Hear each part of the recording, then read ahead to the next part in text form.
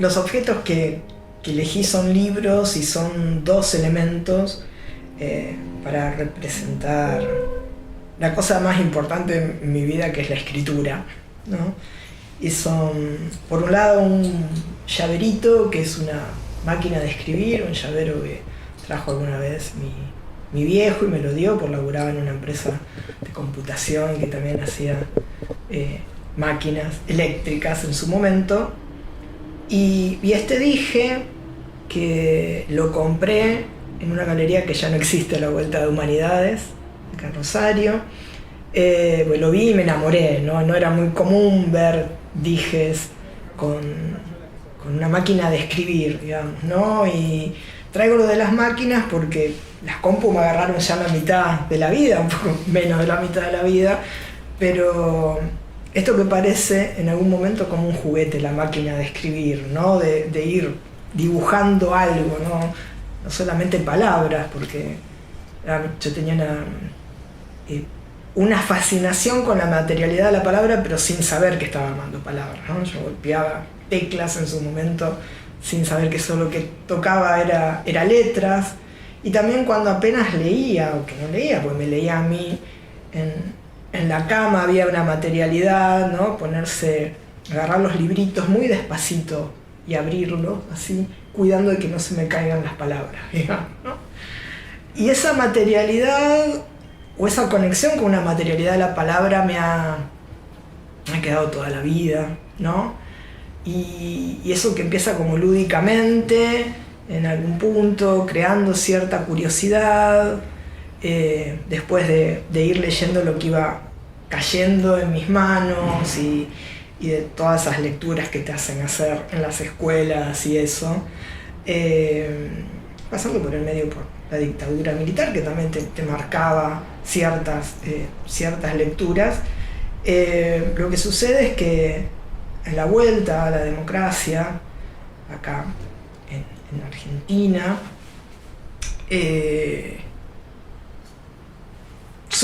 año 85 surge el diario de poesía, pero en el 86 aparece una traducción hecha por Diana Vélez y de Olga Broumas, una poeta griega, americana, y a mí me voló la cabeza esa traducción. Yo en ese momento todavía no la conocía a Diana, no tenía idea de quién era Diana. Compré el diario de poesía como curiosamente, como en su momento un poco antes había comprado las revistas de Último Reino, La Danza del Ratón, que fueron las que me conformaron, y que ahí había visto algo de la Susi Villalba, algo de Mirta, alguna otra traducción de Diana. Pero lo de Olga Broumas en el diario de poesía, sin saber muy bien, yo en su momento me gustaba mucho Neruda. ¿No? Neruda, Becker, empecé por ahí, ¿no? Y casi todos eran muchachos, no se leía, salvo Alfonsina Maldada, digamos, ¿no? Delmira Agustini ya era como mucha locura, digamos. Pero bueno, leer esos versos de Olga Broumas de Tu beso para ellos es una traición, y toda la serie, que es los poemas de Judith, de Diana, me volaron la cabeza y me dijeron, ajá, hay otra forma de escribir, en algún lugar hay gente escribiendo de otra manera, ¿no? Y a los años, no fue en el mismo año, pero bueno, unos meses después de leer ese poema en mi vida, 2 años después, llega Heroica, ¿no? Que Diana saca su libro, en esta bella coedición de Tierra Firme y Último Reino. Y este libro, yo siempre digo que fue el que me abrió la puerta para salir a jugar y a explorar una voz que ni siquiera sabía que tenía. Podía intuir que había algo de eso. Sabía que Diana en este libro estaba representando, dando voz a un deseo en mí que estaba desde siempre, pero que no había palabras, digamos. Vuelvo con la cuestión de la vuelta de la democracia, ¿no? En un colegio de monjas y eso, la sexualidad, olvidate, digamos, ¿no? Tener ejemplos, ¿quién estaba, no? Alguna vez escuchando la primera versión de Sandra de Puerto Poyense y no saber lo que estaba pasando, pero no saberlo tampoco en tu vida, ¿no? Como esas representaciones. Y después, al poco tiempo, si bien había salido en el 84, cae a mis manos Contéstame, baila mi danza. Después, estos dos libros, ¿no? Con la Ruth Kaiser, Dennis Leverton, June Jordan, Diane di Prima, Adrienne Rich, Irene Clapsy y Barbara Deming. Si después de Heroica mi vida no iba a ser lo mismo, después de esta, de la antología chiquita, tampoco iba a ser.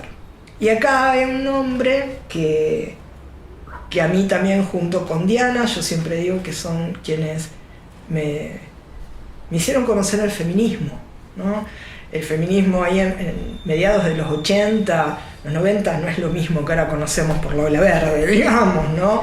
Muchas de las feministas que se habían tenido que exiliar durante la dictadura recién estaban volviendo, recién se estaban armando grupos de derechos por las mujeres, ¿no? Pensándolo situadamente en ese momento. Y para mí estos libros son fundamentales porque eso fue algo que, sobre todo en una revista como Feminaria, que también fue fundamental, ¿no? Se empieza a hablar de la voz de la muda que empieza a hablar, ¿no? Las mudas que empezábamos a hablar. Y ese momento, mediados de los 80, finales de los 90, es muy fuerte, para mí es muy fuerte. Y creo que con el tiempo sigue estando, ¿no? Pues no solamente la vuelta de una recuperación de una libertad, ¿no? En muchos sentidos, sino de una conquista, de una libertad que tenía que ver con la expresión, y la expresión poética, ¿no? Y para mí eso fue un antes y un después, ¿no? Sin siquiera tener la perspectiva que puedo tener ahora de todo lo que pasó, de todo lo que vino y de todo lo que se está generando en este momento. Pero en ese momento fue como un antes y un después, ¿no? Las voces de Diana, las voces de Mirta Rosenberg, de Susi Villalba, ¿no? Retrabajando todo ese imaginario romántico con Susi, Recuerdos del Corazón. Haberme topado con el blues del Amasijo de María del Carmen Colombo, de la Coto, que era de cuestión... se me fue la palabra. No canchera, pero bueno, es otra palabrita, digamos, ¿no? Entre el lunfardo y lo barrial y lo sensual. Canyengue era la palabra, que no me salía la palabra que le gustaría ahí a la Coto, ¿no? Pero eso era. Bueno, Irene Grus, ¿no? Un poco más tarde Alicia Genovese, pero bueno, ese núcleo fuerte para mí que son Diana, Mirta, Coto y Susi, y que además te pasaba que las tenías ahí, ¿no? Que finalmente te hacías amiga, ¿no? Aunque ahora uno ya desde hace tiempo las reconoce como maestras, pero en ese momento también eran tus pares, ¿no? Te llevaban unos cuantos años, pero eran tus pares. Y a muchos nos pusieron debajo de las alas, ¿no? Para mí esos libros y haberme encontrado estando en Rosario este es el primer libro de Mirta Rosenberg, Pasajes. No lo leí cuando salió en el 84, lo leí en el 89, cuando se me topan todas estas poetas juntas. Está hecho percha, está como muy desarmadito el libro, que eso casi no sale de casa. Y fue una voladura de cabeza, ¿no? Porque además, unos años después, cuando ellos sacan la editorial de Bajo la Luna 9, que le publican a Padeletti, ¿no? Bueno, a partir de Mirta, llego también a Diana en persona, digamos, ¿no?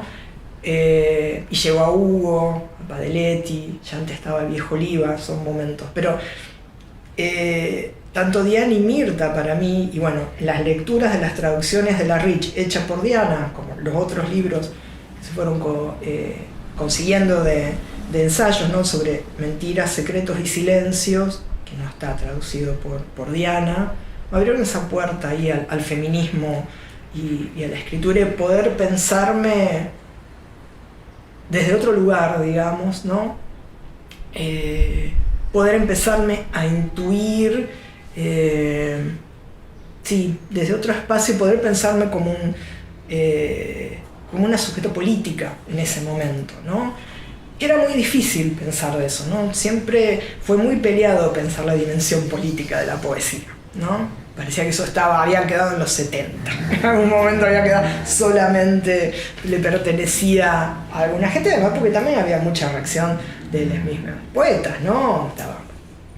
Uno podía reivindicar como feminista mujer de cierto orden de Vignosi, pero Vignosi no quería saber nada, digamos, con ese tipo de reivindicación, no le interesaba. Pero hay algo en la conformación de esa, y voy a utilizar identidad de género de ese momento, ¿no? Para quienes estábamos escribiendo, ¿no? Lo que en un momento se llamó la escritura de mujeres, ¿no? Las mujeres escritoras, mujeres poetas, estamos hablando de nuevo, situadamente, los 90, fue algo como fundacional empezar a pensarnos desde otro lugar de la escritura, ¿no? Porque no era lo mismo toparte con una voz que estaba llevando delante la representación del deseo lésbico que los poemas a Cris de Cortázar.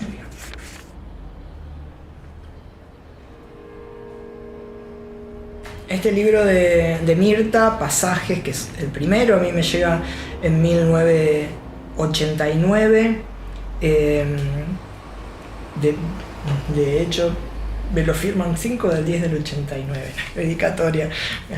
Cumplió su aniversario el libro hace un día, ponele, más o menos. Esto fue una voladura de cabeza para mí, porque si bien ya con Diana en Heroica, ¿no? En Heroica explota todo, digamos, el lenguaje, la estructura, esa representación del deseo, digamos, no era en ese exceso de deriva poética, ¿no? Pero con Mirta yo dije, ajá, pero escribe con rima. ¿Pero es rima o no es rima? ¿No? ¿Y por qué todos estos espacios? Porque en Diana lo podías ver, ¿no? Y me empezó a crear preguntas por la cuestión poética, pero referida a aquello que estaba queriendo decir quien escribía, ¿no? O lo que decimos ahora, quien habla en el poema, ¿no? También esa posibilidad de que había una creación, ¿no?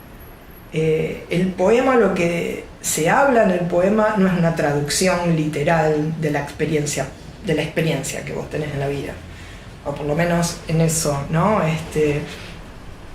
Y si bien Pasajes me empieza a hacer preguntas, ¿no? ¿Por qué este corte? ¿Por qué baja acá, ¿no? Sin saber que era encabalgamiento, sin saber que iba pausa versal, sin nada de eso. Después con las chaulas viene esa otra parte, pero además ya había algo que ahí estaba diciendo Mirta, ¿no? Y entonces la tipa se manda un libro como Madame, y ahí explota otra cuestión, ¿no? Porque también en la poesía podías crear un personaje que tenía elementos autobiográficos, ponele, ¿no? Eran poemas más narrativos, pero con todos los elementos de la poesía, ¿no? La cuestión métrica, el ritmo, ese clímax que iba creando con cada palabra, la cuestión del laburo con el inglés en las distintas citas, las citas, no todo el sistema de citas, que eso ya viene también con Diana, pero Mirta, bueno, que la meta a Djuna Barnes, ¿no? Bueno, en el otro a Vita Sackville West, a Padelo, digamos, ¿no? Pero acá Madame fue decir, ajá, esto se puede armar, ¿no? Cada libro que sacaban estas poetas era, ajá, no te ibas quedando cada vez como diciendo, la poesía no es esto, el poema no es esto, sino que cada vez se expande la posibilidad expresiva, ¿no? Y yo, que era muy curiosix de leer de lo que me comentaban, o un epígrafe, e iba y leía, y después de tener la posibilidad de intercambio, tanto con Mirta como con Diana, como con Aldo Oliva, ya en la Facu, digamos, ¿no? O mientras tanto, en la Facu, y con otros y otras poetas, digamos, ¿no? Y ahí me fui dando cuenta de que la escritura del poema es eso que podemos lograr del trabajo de la experiencia poética del mundo y traspasarla a la práctica escritural y a la escritura del poema, es una cuestión de mucho laburo. O sea, si aprendí algo con toda esa gente, era que no era moco de pavo, no sé si en un momento, escribir un poema. No para llenarlo con una cuestión ni severa ni rígida, pero había que poner culo en la silla y laburar, leer, laburar, ¿no? Porque empezar a aprender que eso que me maravillaba y me volaba la cabeza a estas poetas eran recursos poéticos, ¿no? Y recursos poéticos que en muchos casos estaban atados con un querer decir nuevo y que ya había dejado de ser un deseo, lo estaban deseando, ¿no? Cuando Madame aparece, Madame, la mujer esta que recibe solterona, existe en el mundo de la poesía. Voilà, de eso se trata la gran escritura de poesía, y eso me pasó con Mirta. Y después viene, y que ahí fue como muy alucinante, pues ya éramos amigues con Mirta, entonces dos de las partes de teoría sentimental las escuchaban en una comida en casa, junto con otro poeta que falleció muy joven, Fernando Tolosa, y con Luis Pesquiera, un profe de la facultad, éramos re amigos, era una banda, y otra en La Buena Medida, viejo bar de encuentros en Rosario, que es teoría sentimental. Mirta, su teoría sentimental también fue otro paso más adelante, ¿no? Además de esto que les comentaba, de ir acompañando cada una de las partes, ¿no? Nos juntábamos y ella le decía, escribí esto, terminé esta parte, o estoy, y escuchárselo leer y decir, yo quiero escribir eso, y no, nuestro amigo decía, bueno, ya lo escribió ella, vos tenés que escribir otra cosa. Y Mirta, sí. Y claro, Mirta yo siempre es casi como un resumen, ¿no? El arte sería tocarte si te toco como es, decís, ¿no? Ese deseo y la forma y la musicalidad y el trabajo, digamos, ¿no? Con el libro, ¿no? Hay un tercer poema, para escuchar esta musicalidad, ¿no? Y esa forma, porque además con Mirta lo que aprendimos es a usar, ojalá, la cuestión irónica, ¿no? La cuestión de construcción de personajes y de tratar de esbozar una teoría sentimental a partir de poemas, ¿no? Y además con el prólogo de María Moreno diciendo, bueno, terminando de armar, casi dándole que esta Mirta bien hubiera podido estar ahí en el banquete, ¿no? Hablando ahí sobre amor. Mi sufrimiento es uno que no te interesa, un grano de arena en el desierto de tu pena que es infinita. Por mi parte, creo en la marmita donde cuece un caldo diferente y yo sonrío. Estoy pendiente de tu gesto y este estío da un calor que no parece la pasión. La pasión es el dolor de la madre, esto que conviene no creer, pero da mientes. Estés donde estés, al fin tendrás que escucharme. Entonces tener a la Duna Barnes, ¿no? Con ese libro del Bosque de la Noche, tener tu Nori Robin en esta historia, digamos, ¿no? Y ver cualquiera de otras historias llevado poéticamente de una forma maravillosa, y empezar a prestarle atención a la creación en tanto escritura, ¿no? El poema en tanto escritura, en tanto forma, en tanta posibilidad de hacer preguntas, ¿no? Porque toda esta poesía de las chicas, y que coincido con las chicas, para nosotras, nuestras maestras de ese momento, a mí me habilitaron nuevas preguntas, ¿no? Y eso viene de este tipo de escritura que, sin llamarse en el momento que sucedía feminista, estaba haciendo un gesto feminista de escritura. Y a la vez, en mi caso, vine leyendo los ensayos de la Tata Rich, vine leyendo algunos de los poemas de la Rich, más allá de la traducción de Diana, y ahí me terminó de cerrar todo.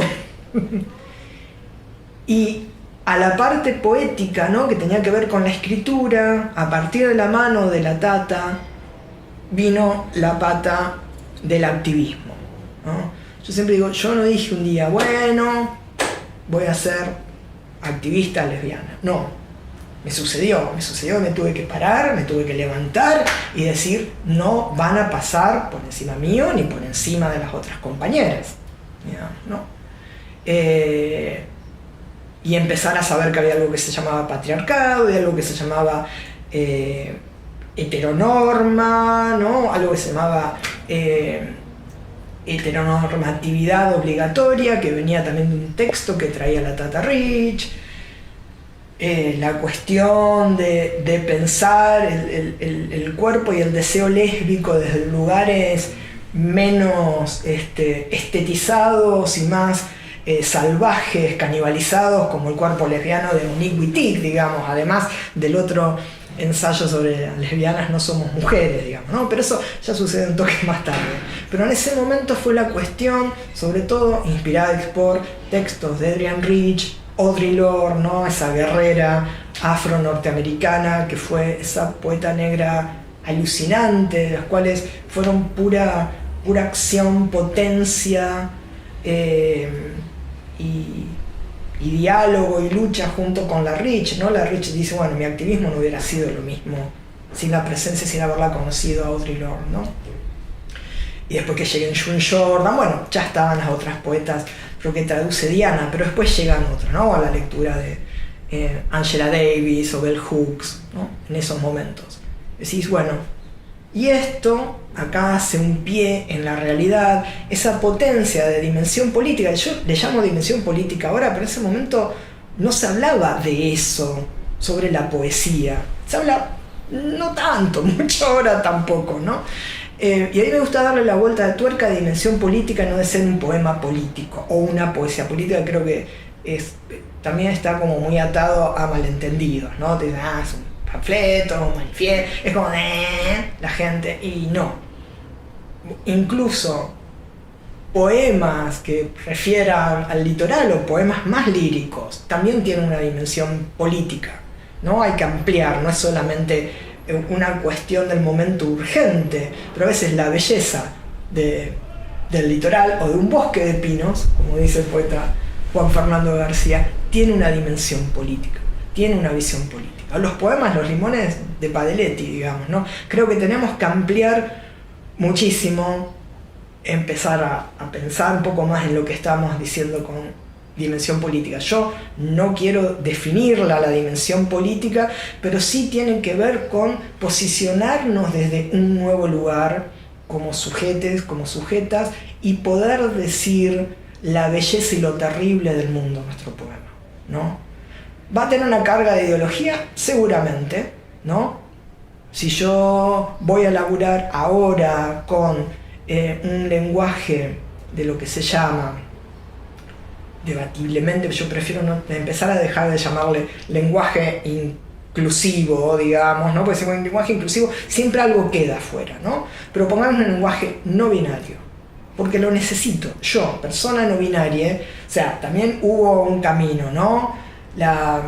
Esa poeta, mujer, la época de las chicas, la lesbiana mujer, después la que fue, pero esto de Wittig me pega porque nunca me sentí mujer, ¿no? Pero soy lesbiana, ¿no? Todo ese pasaje, hasta después, en años más recientes, poder pensarse,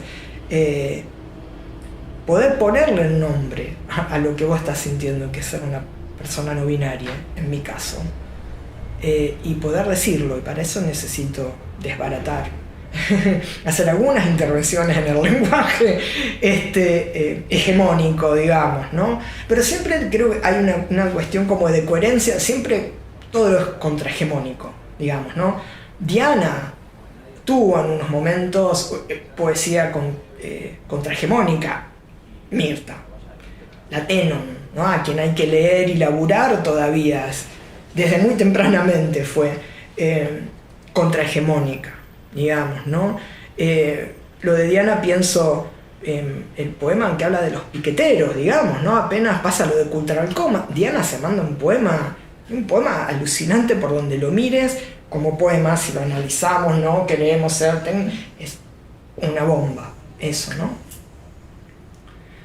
Entonces, bueno, viene la cuestión del activismo más en la calle, algunos de los encuentros de mujeres, algunas cuestiones, varias marchas por los 25 de noviembre, por los 8 de marzo, y las cosas cambian lamentablemente cuando la fusilan a la Pepa Gaitán, digamos, ¿no?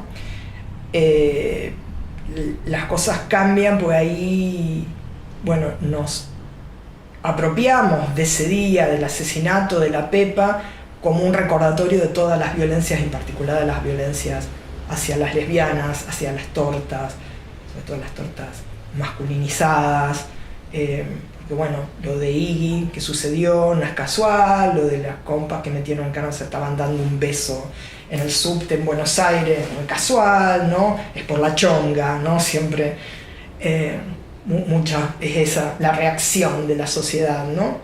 Es esa disrupción de estas identidades que venimos a desentranquilizar sus cabecitas dormidas, dijo en un viejo recital de hace millones de años la Anderson, la primera vez que vino a Argentina.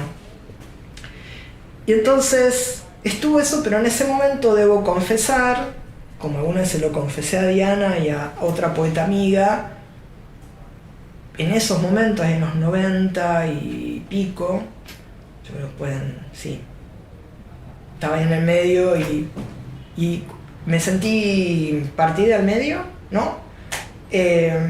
Porque dentro de la facultad donde yo estaba, ser activista no existía, ser poeta tampoco, y para las poetas ser activista y traer es como, ¿no? Muchas veces lo que se hace en las habitaciones queda detrás de la puerta, ¿no? Seguir pensando la sexualidad como eso que queda en el ámbito de lo privado, se seguía escuchando y me decían, a nadie le importa con quién coges o no coges, ¿no? No, pero bueno, esa era como lo que te tiraban, ¿no? A nadie le importa con quién coges, no se trataba de eso, se trata aún de visibilizar, digamos, ¿no? Yo siento que lo que ahora llamamos disidencias sexuales, disidencias sexogenéricas, ¿no? Estamos haciendo un laburo por ocupar, ¿no? Con cada palabra, ¿no? Traer nuestras identidades y que el cuerpo y el deseo vibren cada palabra que escribamos y que además hagamos los cambios que necesitemos en la lengua, digamos, ¿no? Eso es para mí fundamental, hay que seguir explorando las formas de exploración. Pero bueno, de ese momento, ahí hasta 1998, digamos, yo saco ahí el diario de estos días, que es un libro que se escribe, gran parte de ese libro se escribe en una época, un periodo como de crisis y de ataques de pánico, los primeros ataques de pánico que tuve en mi vida, pero lo único que me salvaba era levantarme de la cama, sentarme frente a la compu y escribir. Después los laburé. En eso me acuerdo que los laburamos en la casa de Mirta, una vez nos sentamos, laburarlos era compartir, como decíamos con Diana, figuritas, digamos, entre amigas en ese momento, era así.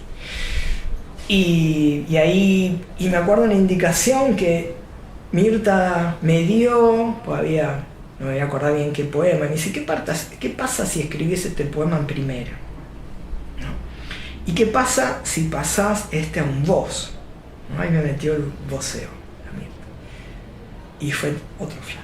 Esas dos cosas no me olvido más. ¿Te animás en una primera de este? Yo se lo llevé. Acá está. Y eso no me lo olvido nunca más. Pero ¿qué pasó? Entró todo en crisis. Estamos hablando de los 99, también había crisis por muchos otros lugares. Y yo sentí que no podía mucho ni en el activismo ni en la cuestión poética.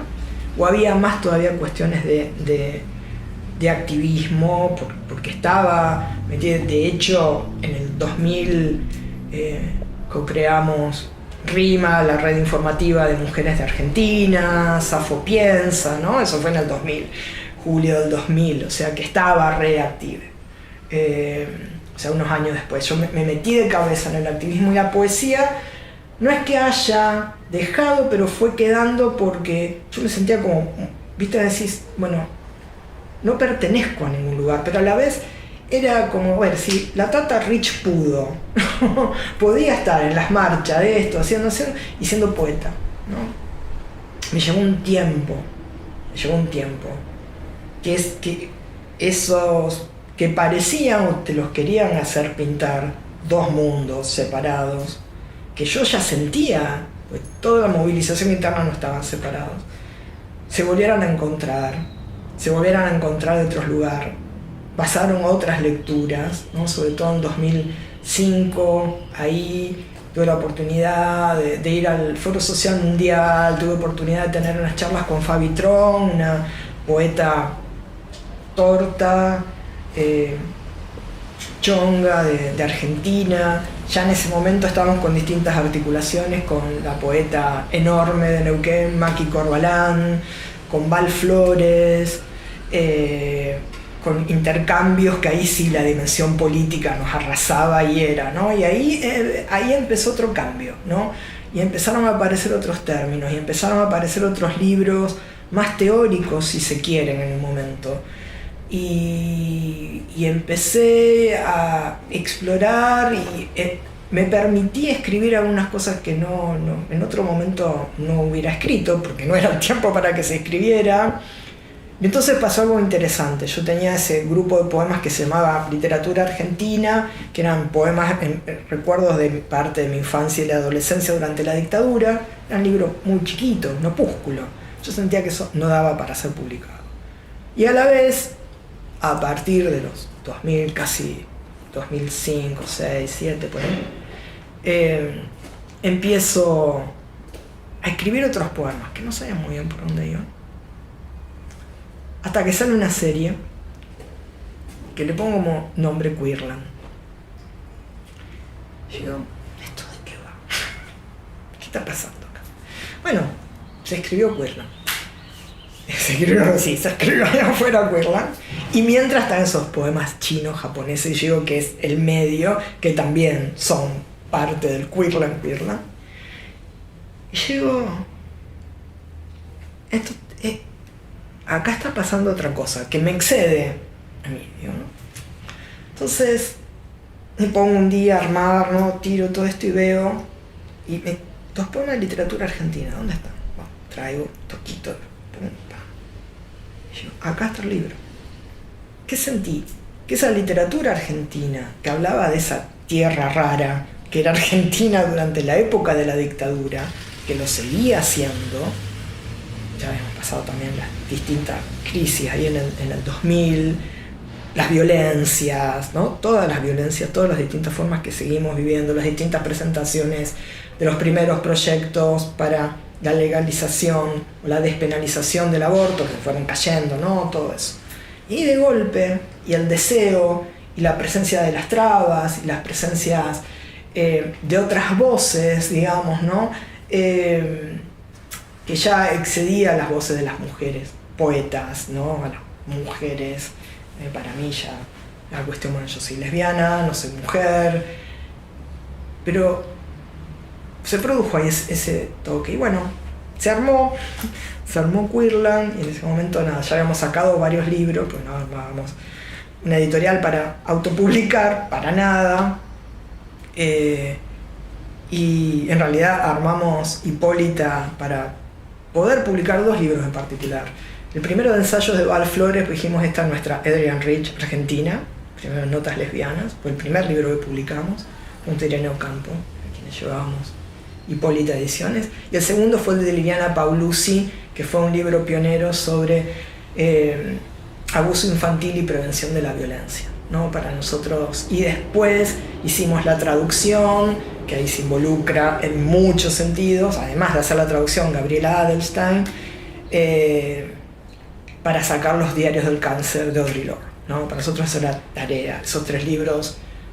Siento todavía el orgullo de que los hayamos podido publicar, laburar con Gaba y agradecerle, porque también tuvimos que pagar cura de derechos de autor, ¿viste? Esos juegos que vos querés hacer todo bien, y la confianza en su momento de Val, y después vino el libro de Maki, como Mil Flores, y recién después publiqué las editoras. Pues yo sentí que Queerland tenía que salir por Hipólita, y tuve la suerte que la agarró un imprentero, poeta, que sabía mucho de eso, que era el Vasco Uribe, y cuando me dio el libro hecho era el libro de acá y de acá material.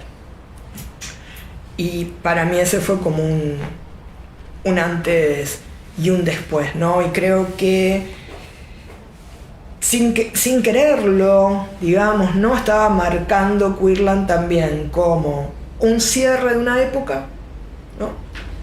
De búsquedas, pero que a la vez señalaba el comienzo de muchas otras búsquedas, que son las que yo vengo como extremando un poco en este momento, de darme aún más libertad, y que no solamente tiene que ver, o sí tiene que ver con la dimensión política del poema, porque hacer las relaciones más con el rock o con el proto-punk, digamos, ¿no? Ese diálogo con Patti Smith y apropiar, o ahora, bueno, cuando salió el último libro, Transgénica, ¿no? Que es el inédito, y que después vienen los libros reunidos y que están conformando las obras reunidas, digamos, ¿no?